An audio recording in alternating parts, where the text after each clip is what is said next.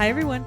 Welcome to the Golden Ratio Podcast. I am Jen, GR Mom, joined as always by GR Dad. Hi. How's it going, GR Dad? Pretty good. Excellent, excellent. The cocktail of the week this week is the Shipwrecked Monk. Shipwrecked monk. Shipwrecked Monk. You always put the microphone in front of dogs doing stuff, and it never really picks up the stuff they're doing. It also makes them stop what they're doing. So I guess it's good for my purposes. Feta was digging in the ottoman. Now she's lying down because that's really all she wanted to do. It's a video thing instead of an audio thing. I understand the weaknesses of my approach. This is an audio medium. Everyone can share my vision, man. Oh, dear. Shipwrecked Monk title bothered me a little bit because monks don't go on ships. They hang out in their monasteries. They're not known for adventuring around the world, so why would they be shipwrecked somewhere? Hear me out. Yellow chartreuse, pineapple rum. You know what I would have called it? Pirate monk. Is better. Are there pirate monks? I mean, to your argument here? It's more likely than shipwrecked monks. I don't know. I think if monks become pirates, they are equally likely to become shipwrecked. So. Okay. Yeah. Well, it was not the best thing I've ever drank. No. In the first draft. I think I got the first draft, the beta version, let's test this on the, lay person before I refine it for the expert. Oh, I did not make this cocktail up. This is a cocktail that exists. I will throw this pearl before this swine and go, hey, try this. It was a recipe that Pinterest showed me. So, listen, there's a cocktail called the Shipwreck, which has pirate rum. I don't actually know how you say that. Pirate? Oh, with a pirate with a Y, yeah. With a Y. Mm-hmm. And Lillet Blanc and lime juice and grapefruit syrup. It's very tropical. That's the Shipwreck. And then there's also a number of monk cocktails. The Thirsty Monk, the Mexican Monk, the Thirsty Georgia monk is good. The Thirsty Monk is... It's a real pretty drink. Look at it there. Is anything with chartreuse a monk? Like anything with... This one doesn't have chartreuse in it. Oh. It has bourbon, Dolan vermouth, Benedictine. That's the monk. Lemon juice and Peychaud's bitters. And it also looks pretty good. Thirsty Monk. Oh. Anyway, you can, if you use Benedictine or chartreuse or whatever, you can call it a monk. It's like anything with ginger ale is a mule. Yeah. Anything with monk-made stuff is a monk. I mean, one could. There's a lot of things made by monks. Well, there's a lot of cocktails you could name after monks. Beers, monks. It's time for Administrative Corner. Oh, I love Administrative Corner. Although I was going to go on about monks for a while, but I see you cut that off. Moving things along. Knowingly and deliberately. What do you have for Administrative Corner? Dude, I got nothing for Administrative Corner. Same. All right, I guess it's empty this week. Get out. Dusty old dark corner. Oh, how sad. I'm liable to make something up, but go ahead. It'll take me some time. It's time for dog updates. Fair enough. We have an extremely teeny tiny puppy. but she's gaining like a pound a day, so she won't be tiny forever. She was 14 when you had her in Maryland, and she's been home for like 10 days, and now she weighs 18. Yep. 18.5. In 1 year, she'll be 365 pounds. I don't think that's true. 1 pound a day. You guys, when Ingo and I started dating, no. He was like, you know how you calculate how tall your kid's going to be is that you take their height at, what age was it?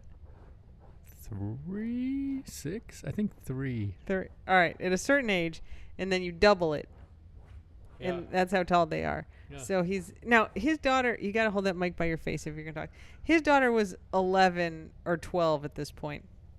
So she was not like fully grown, but she was not like a tiny little kid. And he's like, yeah, she's going to be 6 feet tall because you double their height at this age. She was 3 feet tall. 3 feet at a certain age. So now she's a doubling age. And I was like fuck, she's going to be 6 feet tall. This is not a tall kid. I mean, she's not short. She's probably about my height now. Yeah, which I think of as tall, but is not 6 feet. Is definitely not 6 feet, like with 4-inch heels. So I'm 6 feet. And I think she's a tiny bit shorter than me, but I don't know. Yeah, I'm like, that's not how it works. It's not just like, oh, she's going to be like this Amazon because you like double her height. I'm like, I read it somewhere. Mm-hmm. I'm sure it was on the internet somewhere. Okay. Wait, what does that have to do with this? Oh, you I were see. bored of extrapolating and understanding like growth trends. Yeah, no, that's true. If she won't gain a pound a day for 365 days in a row. Yeah. Maybe. I think 360 pound dog would be cool. Oh my God. We'd need a bigger house. Yeah. we'd need a bigger car probably. It would be a whole different thing. She's doing great, much better than I expected. I mean, we're still working on the housebreaking. She still has an accident or two every day. But she sleeps. She is capable of sleeping through the night. She does sleep through the night. She doesn't always, but she's capable of it. And I think sometimes she doesn't just because of boredom, not because she has to go. Last night was a problem because I had a little medical thing, which was fine and routine, but it had anesthesia. And so then I got home at like 2:30 in the afternoon and then slept for 4 hours. And so then I very much did not sleep at like normal bedtime. So I didn't even try to go to bed until 3. I didn't actually get to sleep until after 4. And so she was like, oh, it's awake time. You know, I was like, all right, I'll take her activity. out. And then she's like, oh, should we play? And I was like, no, you need to go back to sleep. And then she was barking. And then, yeah. But, I mean, that's rare. Like, even when you get up with her early, it's not because she's barking. It's because you just, like, hear her moving around. Yeah, she starts, like, clinking her collar. And, you know, I think she needs to go out. Yeah. Barking is kind of urgent. Or super excited, and you can't tell the difference. That's the problem. Mm-hmm. She goes, bark, bark. And you're like, bark. Is this an urgent bark or a super excited, I want to play bark? Or goes, let me out of this crate, bitches. She goes, bark, bark. And then you're like, I don't know, but I'm not going to risk it. Because it could be an honest, I have natural needs instead of I want to mess things up. But she's doing really good. Like the boys, like she's kind of figuring out how to play with them. Yeah, she's a good mix of playful yet not like fearless and super aggressive. She wants to play so badly that she'll start it. But if they get too rough, she kind of backs way off and just watches it, which is great. Yeah, it's very safe.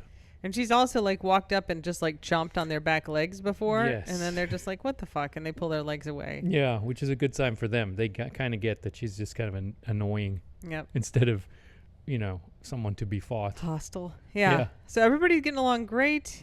Mm-hmm. She's just being a little angel. I mean, she has stuff to learn, but she's a really good dog. She's got those teeth, so holy smokes, does she chomp. She chomps. I have so many little pinhole. She's chomped in the calf. She just walks up. We play this game, and I got to say, this game is really productive, where she gets really wound up, and so then I run around, and she chases me and tries to catch me. But this is a good game because, like, the game you don't want to play is the opposite, where you chase them, and it's a game for them to run away. Like guac. Yeah, because then they run away when you want them to come. It's a great game that they chase you. Yeah. Then it makes them want to come. But the problem is, like, she's fast enough to catch me, and then she chomps me on the calf or the ankle. Yes, she's big old chomp. But it does make you the most interesting thing for her, and it does encourage her to come to you, which is great. And she loves me. Like, in the morning, like, you're always awake before me, and so I'll be like, come here. And she kind of, like, she hears the sound. She walks to the bedroom door, and then she sees me, and she's like, whoa! And then she like gallops. Go. The lady's awake. This is the best. She loves me. I went out today. You guys were out on the beach. And I was like, hi, Feta. And she's like, oh, it's you. And then came like galloping up. I know. It's so reaffirming. It's so nice. Like snuggly with me. Like now I pick her. Like if she needs to go out, like I carry her down the stairs. And so I pick her up like under her armpits, and she tucks her little feet up so she can like put them on my chest. Like we got a little thing where, and then she like settles in and she like tucks her little head on my shoulder. It's so cute. She's a very positive karma, a very positive vibe for this place. Yep, she's good. So she's, and then we had her at the vet today for Lyme disease vaccination. We had everybody at the vet today for Lyme. That was fun. All 5. That only worked because their waiting room was empty because we filled it. Yes, we did. With our dogs. And I took a picture of them all, which is the picture I posted today. And it was fun to see like the vet people watching the behind the scenes where they were like, wow, they all just sit there. And I was like, they are kind of trained to have their picture taken at this point. And you didn't even have snacks. This was just them paying attention. Yeah. Yeah. They're all really good. But I got to say, Guac is almost least good in a vet environment just because he's not used to it. He gets all excited and he wants to be pet and he overreacts to other dogs. And he's jealous. Yeah. He's absolutely jealous. Yeah. But yeah, everybody's doing good. There are no other problems in the household. Everyone is fine. Yeah. We're in a good state of stasis. Yep. Mm-hmm. All right, are you ready for ramblings? Yeah. All right. Not as ready as I was for Administrative Corner, but I'll take ramblings reluctantly. I'm sorry I did not write down who sent me this really good story, so apologies if you were the person. The headline is Daytona Beach woman killed roommate, dumped Mountain Dew on herself to remove DNA. Oh, my goodness. Daytona Beach. Dateline, Daytona Beach. This has so many good things. A Daytona Beach woman accused of killing her roommate reportedly dumped soda on herself in an effort to remove evidence. Nicole Max, 35, is charged with first-degree premeditated murder and tampering with evidence. According to the arrest affidavit, an officer was flagged down on July 1st due to a fire at 622 Clark Street in Daytona Beach. Inside the home, the officer found the body of Michael Carasoli, 79, who had multiple stab wounds to his torso and blunt force trauma to the back of his head. Oh, my goodness. Yeah. Inside the man's bedroom, they found a knife covered in blood near his body. They found 2 cell phones, one belonging to him and one belonging to Max, the 35-year-old woman. Look, Max, you're not very crime scene cleanup oriented. Early the next morning, officers found Max in Holy Hill. Police say when they made contact with her, she dropped a knife and a hammer. A different knife? Apparently a different knife. She had blood on her leg. She changed her story multiple times. When being interviewed about Carasoli's death, she stated she was homeless but eventually admitted that she lives with him. Not anymore. She told officers the Carasoli's bedroom is upstairs and she never goes upstairs except to, quote, feed her spiders. When Red flag. Red flag. When detective questioned her about the knife and hammer, she became agitated and refused to continue cooperating without a lawyer. Can you imagine going on a date with someone and then they're like, oh, I got to leave early. I got to feed my spiders. You'd be like, no further questions. I feel Thanks. like I've dated guys like that. Enjoy. Before. Feed my spiders. Let's not lose sight of this weirdness. When Max was told officers were going to take her DNA, she requested a drink and was provided a Diet Mountain Dew. Police said she poured the soda all over her body and hair in an attempt to interfere with the possible evidence on her body. According to the document, DNA testing showed the victim's DNA was on the blade of the knife found near his body, and Max's DNA was on the handle of the knife. She remains jailed without bond. She was taken to jail. What did she think it would erase? Oh, no. It's just... she thought it would erase her DNA from her body by pouring Diet Mountain Dew over herself. Yep. She didn't pour over the knife that had the blood on it. To be fair, she didn't have the knife on the leg. On her leg where the other person's blood was. Whole body, though. The leg might have got it. She should have started with the leg. Fair enough. I mean, the whole thing was not very well thought out. No. Also, feed my spiders. Feed my spiders. It's problematic. What? It's low on details for the spiders. I have a rambling. I see you have a printout like an old man. I am an old man. That's all I'm going to say now. It's going to shut you down like it just did. I win this round. But I'll lose the war. There was some stuff going around Twitter within the last week, I would say, about the butter cow at the Illinois State Fair. Yes, the butter cow. Giant butter cow sculpture. Yep. Looked awesome. I support this. People were asking if I have any kind of butter hang up on it. No, I think butter is art. Using butter as art is fantastic. I have no problem with it. What if it's in a candle, though? No, I don't think it should be burned. That's not art. That's gross. Butter is art is good. I like the, carving the dairy princesses. You do talk a lot about the dairy princesses to the point where it's a little suspicious why you like them so much. Because I saw it once myself with my own eyes. Uh-huh. That's why. Okay. And then this week, a photo went around the internet. Sure did. That showed the sort of taking down of the butter cow, right? Taking it away from the state fairgrounds. Yeah.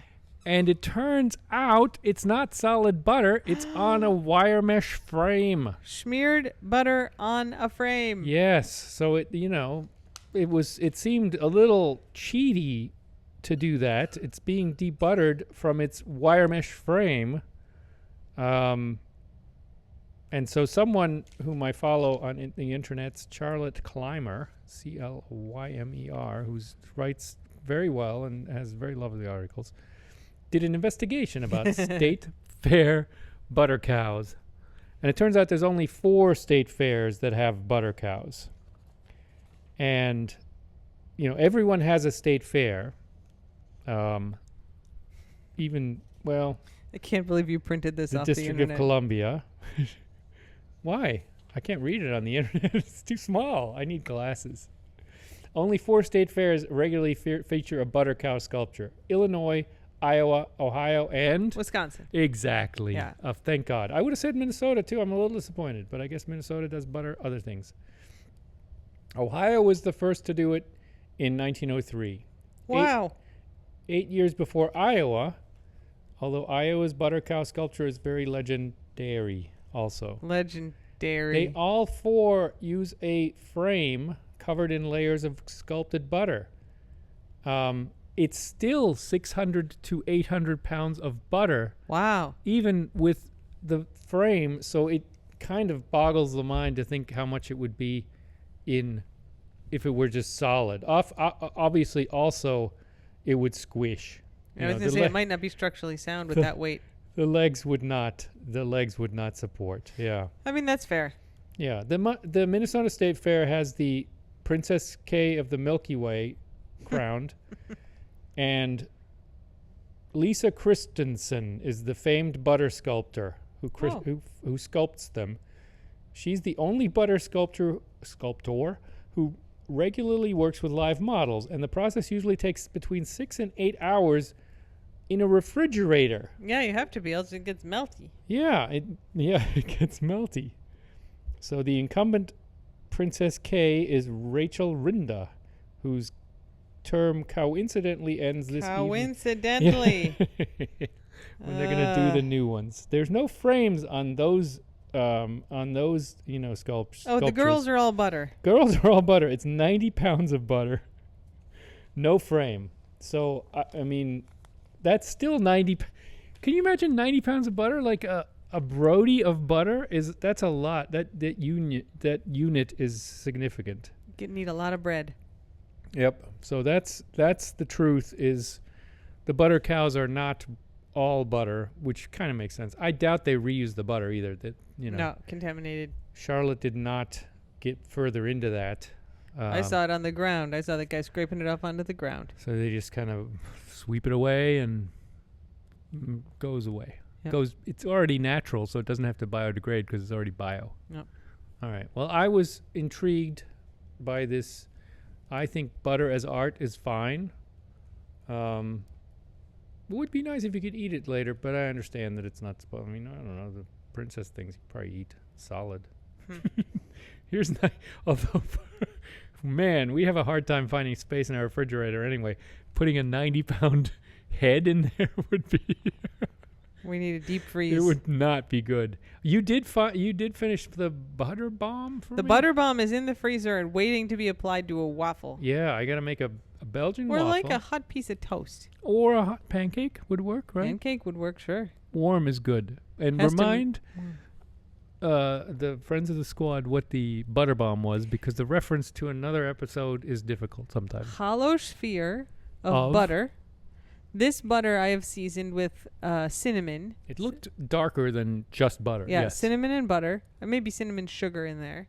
And sphere. And inside the sphere are blueberries. So the idea is that you put the sphere on top of your waffle or pancake, and the heat from the waffle melts it. And then the seasoned compounded butter spreads out over your waffle/pancake, and you are left topped with the fruits. It's frozen. I mean, that's how you get it to be stick all together. So that's why it's important to have a warm waffle, warm pancake, so it all melts. Hang on, she's eating some floof. Okay. Oh, don't eat floof. Hey, no. All right, are we done talking about butter? No, I want to add a coda. All right. Your butterball. Yeah. I mean, in a way, it's just a way to make it easier to butter. That's just I save myself the schmearing. It's decorative. I save myself the schmearing. Reminds me of those Listerine strips you used to put on your tongue and they'd dissolve. Those were great. You didn't have to chew them, so you're saving the chewing. If you're too lazy to chew, you use a Listerine strip. Chew what? Listerine Gum. is normally a liquid. Okay. Gum. All right. If you're too lazy to schmear, use a butterball. Bomb ball. Butter bomb ball. Can we now be done with the butter? I don't know. Can we? All right. Should we? Time for Taste of the Keys. Taste of the Keys this week is bees. Bees. There's a swarm of bees, and everybody freaked the fuck out unnecessarily. This shows that it's a small town. It makes me upset. So the bees were swarming, and there's like a swarm of bees. So here's what happens. But it makes you upset? Yeah, because it's like visitors and this is a quote. Visitors and residents in the area of the Triangle from 20th Terrace to North and South Roosevelt Boulevards are warned to stay indoors. A large swarm of bees is in the area. Stay indoors? The bees are swarming and likely to sting. Key West Fire Rescue is on the scene. Beekeepers on the way. Swarming bees are extremely unlikely to sting. Oh, I completely understand why you're upset. I share it now. I share your upsetness now. Well, you can, like, I've been outside when my beehives have swarmed before, and like all friggin' 30,000 bees come out, and you can just sit there in the middle of the swarm, and they just fly around you. They're not interested in anything except going with the queen. I was going to say, what is the only thing they care about at that point? Only protecting the queen. They don't care if you mock them, if you swatted at them, they probably wouldn't care because they'd be like, all they are focused on, and it's kind of like guac with a ball. It's the bees and the queen.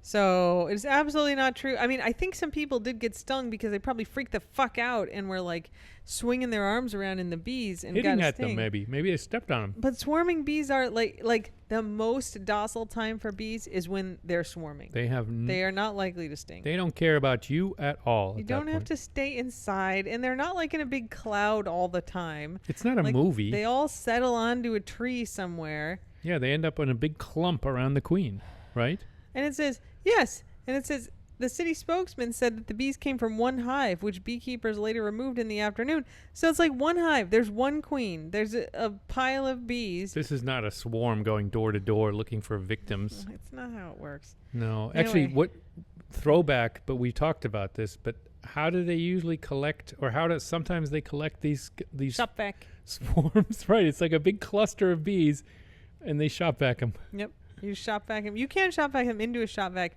but like beekeepers who normally collect it will take a shop vac, and then on the bottom, instead of like the tub, there's like a bee box. You know, like you see the boxes that you see for the hives, and so they get shop vac right into the hive. And actually, I mean, if it were, this is sort of technically, if all they needed to do was put the bee in the bee box, put the queen in the bee box, and then all the bees would be like, okay, we're going in there too. Yeah. The problem is the queen's usually in the middle of the ball, and they do get mad if you try to like push them out of the way and get to her. You just suck them all up, and they all go in there. It's fine. Actually, the funnier thing would be to reverse that thing and have like a bee cannon. All right, it's time for German word of the week. Yes, this is a nonsense one, but it's like a tongue breaker. Tongue twister? Tongue twister. Maybe for people trying to learn German. Tschechisches Streichholzschächtelchen. Have you heard this? No, just the first syllable I can't even pronounce. It's Czech match booklet. Tschechisches. Man, my mouth isn't used to the German sounds either. Tschechisches Streichholzschächtelchen. I hate it. Tschechisch is Czech. Tschechisches is the right, gender for it. Streichholzschachtel is the Streichholzschachtel is a matchbox, and then the diminutive of it is a Streichholzschächtelchen. Streichholzschächtelchen. You're pretty good. I mean, your pronunciation is very good. Thank you. Yeah, you definitely have that down. But It's not easy for everyone. No, it is not easy for me either. No, tschechisches Streichholzschächtelchen. And then someone on the internet said it's a saying, although I have not heard it growing up, but I've now learned that that's not, doesn't mean anything. If someone crosses the street on red, which is called jaywalking here, you go, Rotgänger, Totgänger. That means red goer, dead goer. Yes, red walker, dead walker. Which is just the kind of passive-aggressive, like, rule breaker disdain that some Germans have. Yeah. And also, I'm sure a lot of Germans don't care if you cross on red. If you actually live in a city in Germany and are confronted with red lights all the time, I'm sure you jaywalk. Maybe. It's still much more common for people to not. Okay. There you go. Tschechisches Streichholzschächtelchen. Schächtelchen. Okay. All right, everyone. Well, thanks for listening. We will continue to provide you with feta updates. And I just want to mention the elevator is back, but the door opens. Oh, we talked about this last time, didn't we? Yeah, we did. It continues to be working. I guess that's an update worth noting every week now. All right, we need to take this puppy out. Got it. All right, everybody. Slava Ukraini, and don't put anyone unless they ask you to. Yep, Bye. exactly. Bye.